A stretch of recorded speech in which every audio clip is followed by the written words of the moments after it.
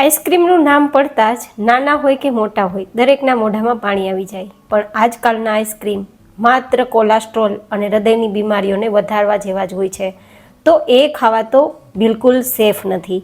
તો આજ તમારી સાથે જે ડિમ્પલ્સ ડિશીસમાં આઈસ્ક્રીમ રેસીપી શેર થશે ને, તે તો વેગન છે.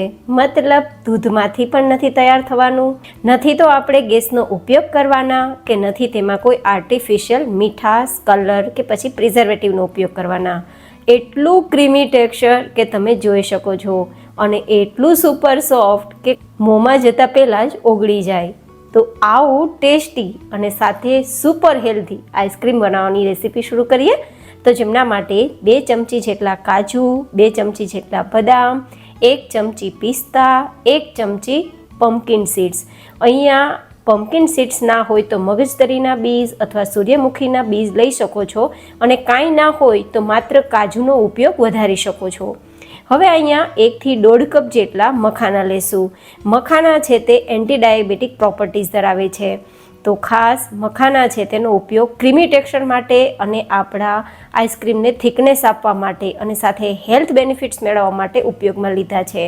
જેને હવે 1 ગ્લાસ જેટલા હુંફાળા ગરમ પાણીમાં 1 કલાક માટે પલાળવા છોડી દેશું. હવે આપણે અહીંયા થોડુંક કેસરને પલાળી દેશું, જેથી આપણા આઈસ્ક્રીમનો નેચરલ કલર આવી શકે.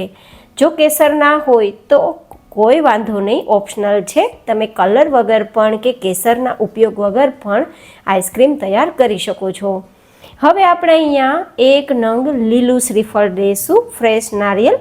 તેને આપણે પહેલાં તો પાણી અને છોતા અને તેની જે કડક જે છાલ હોય તે કાઢી લેવાની છે, કાસલી જેને આપણે કહીએ તે કાઢી લેવાની છે. તો વેલણની મદદથી ખૂબ સરળતાથી તમે આ રીતે વચ્ચેથી તિરાડ કરી અને તેનું પાણી કાઢી શકો છો, જેથી આજુબાજુની સરફેસ ખરાબ ના થાય.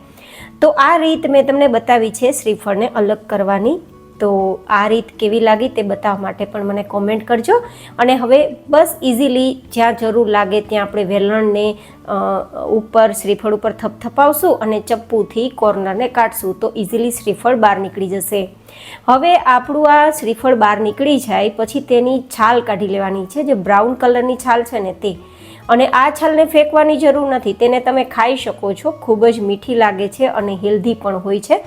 તો છાલ કાઢી અને હવે શ્રીફળના નાના ટુકડા કરી લેશું. આ ટુકડા તૈયાર થઈ જાય પછી તેમાં થોડો કચરો છે, તો તેને આપણે એકવાર સાદા પાણીથી ધોઈ લેવાનું છે, જેથી એકદમ સરસ ક્લીન થઈ જાય આપણું આ શ્રીફળના ટુકડા. બિલીવ મી ગાઈઝ, આજનું આઈસ્ક્રીમ એટલું બધું ટેસ્ટી બને છે કે તમે બહારના આઈસ્ક્રીમ ભૂલી જશો. અને ખાસ વાત તો એ છે કે આમાં કોઈ પણ પ્રકારની મહેનત નથી, મતલબ કોઈ ગેસના ઉપયોગ વગર, એટલે કે ગરમીઓમાં તપવા વગર તમે આઈસ્ક્રીમ તૈયાર કરી શકો છો. હવે આપણે આ શ્રીફળના ટુકડાને ધોઈ મિક્સરમાં લઈ લેશું, અને જે પાણી નીકળ્યું હતું ને શ્રીફળનું તે પણ ઉમેરી દેશું, અને સાથે અડધા ગ્લાસ જેટલું બીજું હુંફાળું ગરમ પાણી મિક્સ કરી અને ગ્રાઇન્ડ કરી દેશું. તો આ રીતે આપણું નારિયેળનું દૂધ તૈયાર થઈ જશે. આપણે આજે જે પશુનું દૂધ હોય ને તેનો ઉપયોગ નથી કરવાના, તો આપણે અહીંયા નારિયેળના દૂધનો ઉપયોગ કર્યો છે, જેથી આપણું આઈસ્ક્રીમ વધારે હેલ્ધી પણ બને અને ક્રીમી ટેક્સચરવાળું, ક્રીમ કે દૂધના કે મલાઈના ઉપયોગ વગર એકદમ સ્મૂધ કન્સિસ્ટન્સીવાળું તૈયાર થાય. તો બસ તેના માટે આપણે કોઈ પણ કપડામાં આ દૂધને ગાળી લેવાનું છે, તો એકદમ સરસ બધું જ દૂધ નીકળી જશે. બહુ વધારે પાણીનો ઉપયોગ નહીં કરીએ, નહીં તો દૂધ પાતળું થઈ જશે અને પછી આઈસ્ક્રીમમાં આઈસ ક્રિસ્ટલ થઈ જશે. તો દૂધને થોડું ઘટ્ટ જ રાખીશું. તો આ રીતે દૂધ આપણું લગભગ 2 કપ જેટલું નીકળ્યું છે. પૂરા 2 કપ તો નથી, પણ 1.5 થી પોણા 2 કપ જેટલું તો દૂધ છે જ. અને હવે આજે આપણે નિતારેલા શ્રીફળનું જે બાકી બચેલું છે ને, તે આપણું ડેસિકેટેડ કોકોનટ તૈયાર થયું છે, મતલબ નારિયેળનો પાવડર, જેને આપણે કોઈ એક પ્લેટમાં પાથરી દેશું અને 1 થી 1.5 દિવસ માટે કે 2 દિવસ માટે સૂકવી દેશું, જ્યાં ગરમ પવન આવતો હોય ત્યાં. તો 2 દિવસમાં સરસ સુકાઈ જશે. પછી તમે આ ટોપરાના છીણને ફ્રીઝમાં સ્ટોર કરી 6 મહિના સુધી સ્ટોર પણ કરી શકો છો, અને કોઈ પણ મીઠાઈ કે કોઈ પણ એવી વાનગીમાં કે ચટણીમાં યુઝ કરી શકો છો, જેથી ફેંકવાની જરૂર નથી. હવે આપણું આ જે બેઝ છે ને તે પણ સરસ સોફ્ટ થઈ ગયું છે, અને પાણીની હવે આપણે જરૂર નથી, પણ એક મખાનું આ રીતે જોઈ લઈએ ને તો એકદમ મેશ થઈ જાય છે. તો હવે આપણે પાણીનો ઉપયોગ નથી કરવાનો, કારણ કે પાણી ગંદુ થઈ ગયું છે. તો પાણી નિતારી અને પછી મિક્સરમાં લઈ લેશું આ બધી જ આપણી સામગ્રી છે ને તે, અને પછી આ પાણી છે ને તેને ફેંકી દઈશું. પાણીનું કોઈ કામ નથી. હવે આ મિશ્રણ છે ને તેને પહેલાં આ જ રીતે ગ્રાઇન્ડ કરીશું. અધકચરું વટાઈ જાય ને પછી આપણે થોડું તેમાં લિક્વિડ ઉમેરવાની જરૂર પડશે. તો આપણે જે નારિયેળનું દૂધ તૈયાર કર્યું છે ને તે લગભગ આપણે અડધા કપ જેટલું છે ને ઉમેરી દઈશું, થોડું થોડું કરીને, અને પછી ગ્રાઇન્ડ કરશું તો એકદમ સરસ મજાની સ્મૂધ આપણી દાણેદાર પેસ્ટ તૈયાર થશે. એકદમ લીસી પેસ્ટ તૈયાર નહીં થાય, કારણ કે ડ્રાય ફ્રૂટ્સ છે ને તો એકદમ દાણેદાર આપણી ગ્રેવી તૈયાર થશે જો આ રીતે. અને થોડા મેં ટુકડા પણ રાખ્યા છે, જેથી આઈસ્ક્રીમ ખાતી વખતે થોડું દાણેદાર આઈસ્ક્રીમ અને થોડું ટુકડા મોઢામાં આવે ને તો ખાવાની ખૂબ મજા આવે.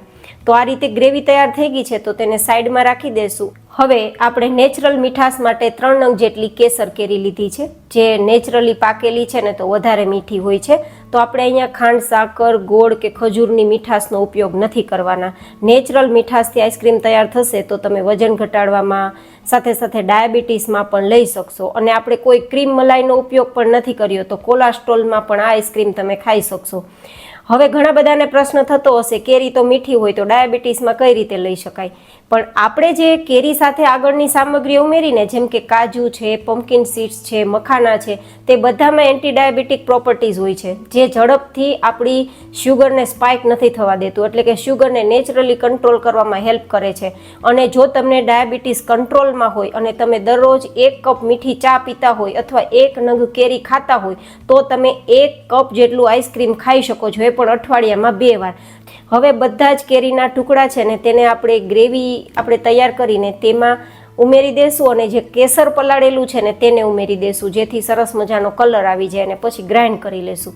એકવાર ગ્રાઇન્ડ થઈ જાય પછી આપણે તેમાં જે નારિયેળનું દૂધ તૈયાર કર્યું છે ને તે મિક્સ કરી દેશું, અને પછી 1 ચક્કર લગાવી દેશું તો બધું સરસ મિક્સ થઈ જશે અને આપણી એકદમ સ્મૂધ કન્સિસ્ટન્સીવાળું આઈસ્ક્રીમ બેઝ તૈયાર થઈ જશે.